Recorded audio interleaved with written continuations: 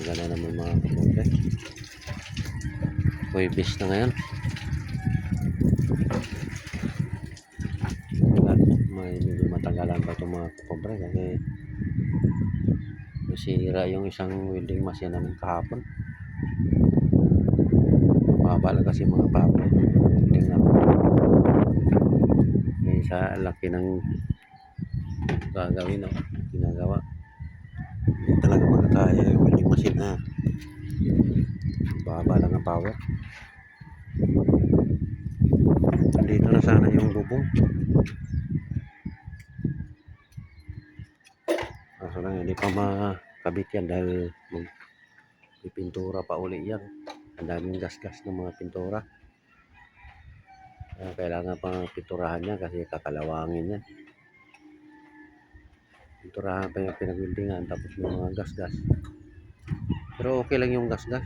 Yung importante talaga yung pinagwildingan. Yung talagang kalawangin.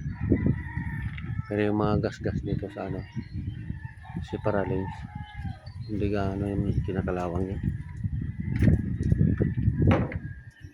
Saka kulang pa ng bracing. Ay matagal-tagal pa ito matapos kasi ito tapos na ito dito. Bracing na lang ang kulang. Doon wala pa talagang bracing.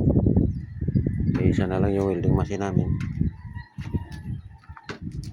Kaya medyo matagalan pa mga kapobre. Yung piling sa hollow block yung kakaunti na lang. Yung level tapos na yun. Ito na lang pagpataas.